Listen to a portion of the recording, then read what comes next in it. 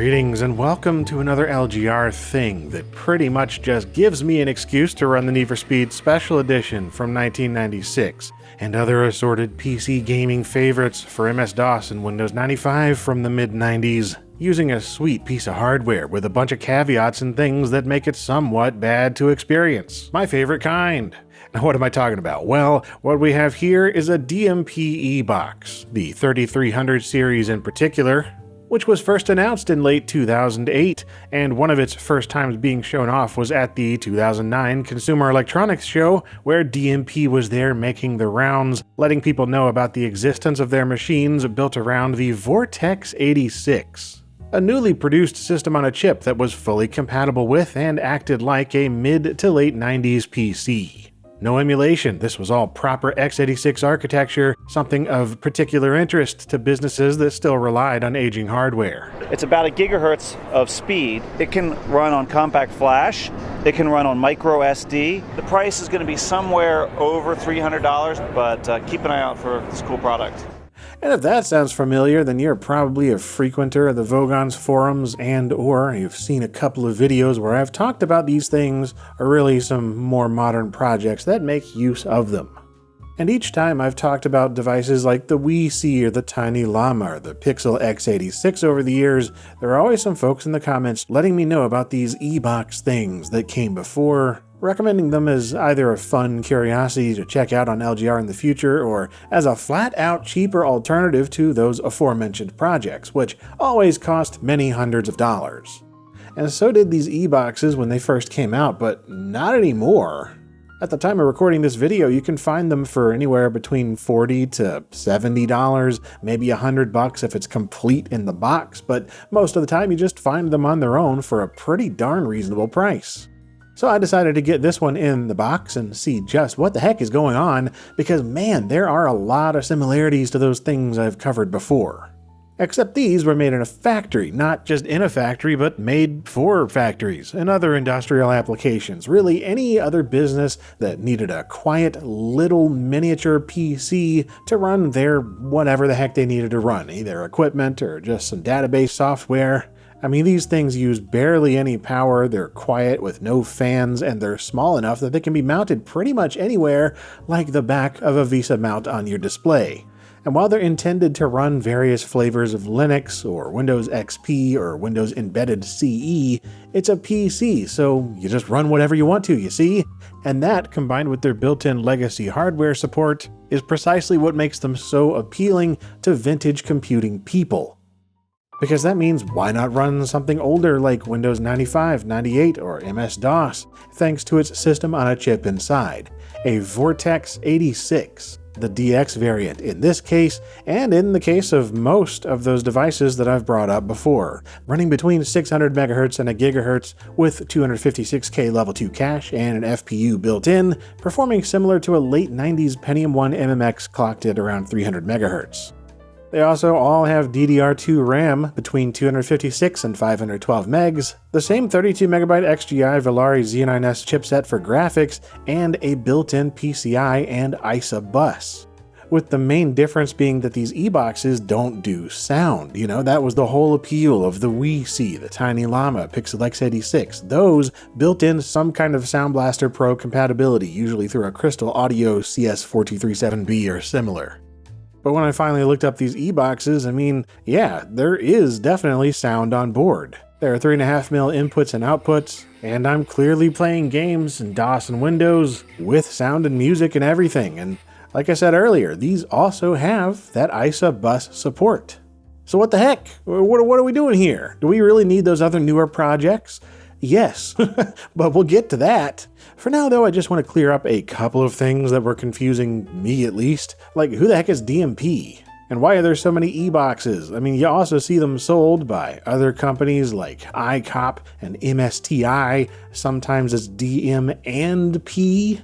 Well, it turns out they're all somewhat related. At least they work together quite a lot, with the DMNP group starting in 1989 in Taiwan, designing and manufacturing industrial controller units and embedded x86 architecture things, and it's this DMNP group that owns the DMP Electronics division that's responsible for the eBox. or at least the e-box that I have. Like I said, they're closely associated with ICOP, who are often listed as the people that make the Vortex 86. But there's also MSTI, which makes variants of the Vortex 86, which they've been mixed in there since at least the mid-90s, and they can be called all kinds of different things: e-box mini PCs, DMP Visa PCs, 3300 thin clients, and who knows what else. It does make it a little bit tricky to find exactly what you're looking for with these sometimes, because there are a million little mini PCs out there, and they don't always advertise whether or not they use the Vortex 86 or what kind is inside. But after a little bit of research and getting lucky finding one of these still in the box, I decided to buy this one, so let's open the sucker up.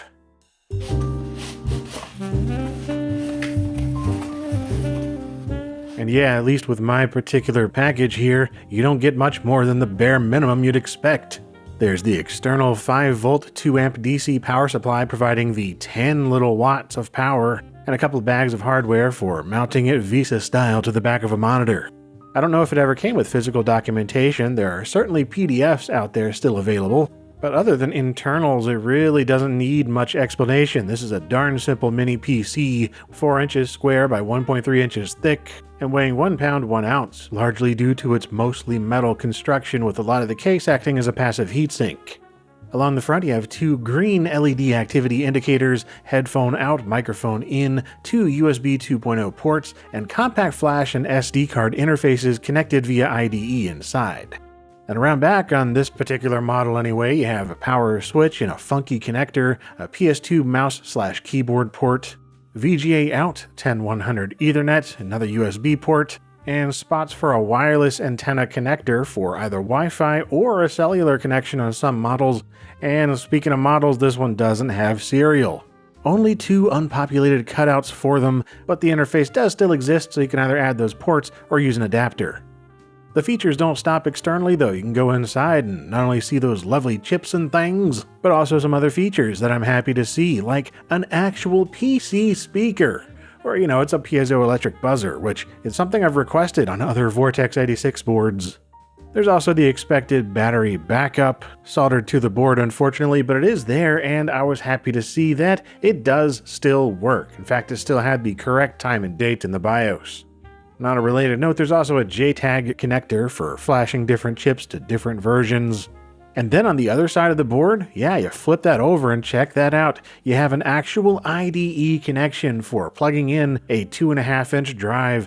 I'm assuming a lot of these ended up with something like this, a disk-on module, really popular in these kind of industrial systems.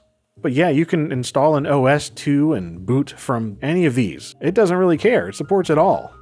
Though for me and my purposes, I stuck mainly to the compact flash and microSD options due to their convenience. And you can use them all at the same time. The BIOS will treat compact flash and microSD as its own master on a separate channel.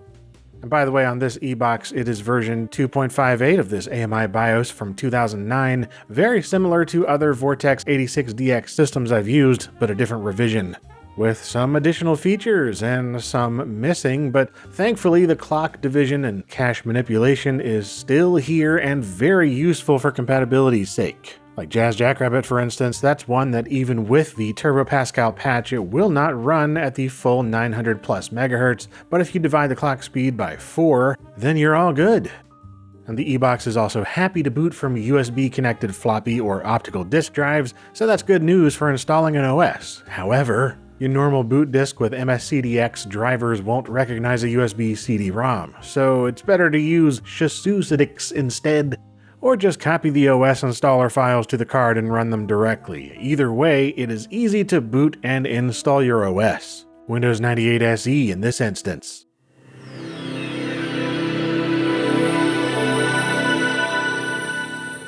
The main thing to get going are graphics, and the Volari Z9S drivers for Windows 98 are easy to find and the same ones that you use on those other systems I've covered.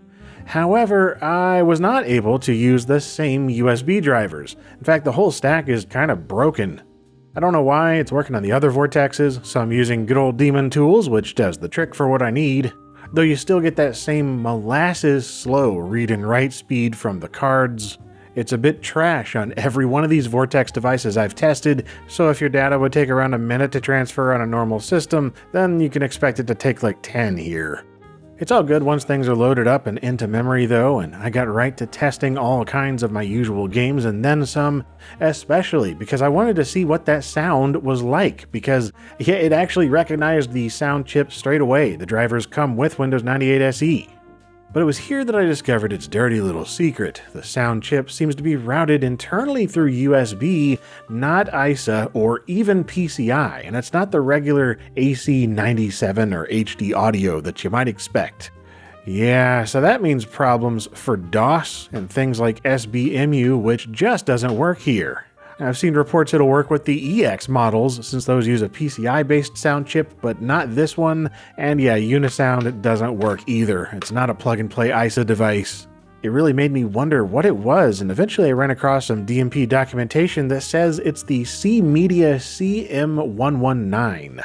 A quote, highly integrated crystal-free sound chip that is meant for VoIP. In other words, dog shit when it comes to games. It's the same kind of chip that you'll find in these extremely cheap, like $10 Saiba USB audio DACs. Although to my surprise, DOS sound does kinda work if you run them through a Windows DOS prompt.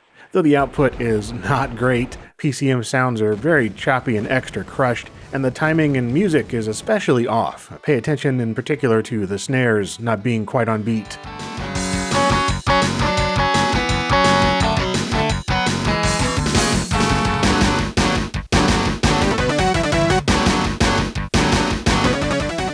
Nobody steals our chicks and lives.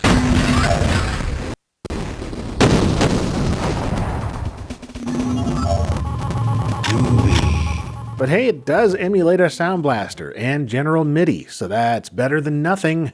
Can't say the same about the FM though. There is no AdLib synth emulation whatsoever, so a number of DOS games are going to be silent or PC speaker only, making me extra grateful that thing is inside.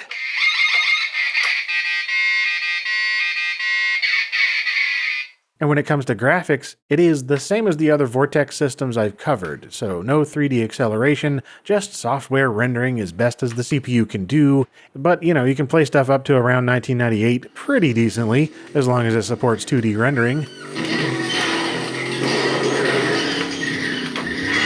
And if you're less about anecdotal evidence and more about hard numbers, we got some benchmarks here, starting with the venerable Top Bench. And indeed, we're getting a little bit higher score on this system compared to the ones I've tried before, being 933 MHz instead of 800. Now, it's not much better at all with a score of 536 versus 512, but it is technically better. That's the best kind of better. The same goes for all the other tests, with Doom testing at around 30 real ticks faster, just a couple of frames really. Same goes with Quake, and the other 3D benchmarks that I have on here are usually just a few frames faster than what we've seen before. These particular Vortex DX-based systems are all effectively the exact same thing in terms of performance and compatibility, right? But you get far worse results when it comes to sound. You just don't have a proper legacy sound chip on the E-Box. And of course, it wasn't designed to do that. It's meant for plugging into an old CNC machine running software from 1992 in the middle of Ohio. I don't know. It's not made for games. But man, it's just so close to being able to do games very well. I mean, imagine if you could just break out the PCI, or even better, the ISA bus, and add a fully compatible Sound Blaster clone with FM synth support on there, and maybe even a game port for joysticks and external MIDI devices, and oh wait, we just designed one of these! Yeah, that's the whole point of those projects. Taking a neat little industrial computer and improving things that don't really work, namely that sound chip, and making it better for vintage computing enthusiasts that want to run some favorite classic games on a teeny little system that was never made for such a thing. It is crazy how important that sound chip really is to the Wii, the Tiny Llama, the Pixel, and any of those kind of things based on a Vortex that re-engineer the design into something more suitable for computer gaming enthusiasts. And yeah, we knew that. They made that clear from the beginning, but having gone back to the E-Box that it's kind of based on really made me appreciate all that's been done to those newer projects that make them so appealing in terms of improving the sound. Now, of course, they're still very expensive compared to an e-box. And considering that's like a fifth of the price, it's honestly way closer to the same results than I thought it would be, especially the sound under Windows 98 with that USB audio chip. Sure, it doesn't do pure DOS, and when it is working, it sounds like crap, but it is something. And I also love the fact that it comes with things like RS-232 serial right from the factory. Well, maybe not on mine, but on many of these models. And it also has the compact flash and PC speaker that rarely show up in the newer projects.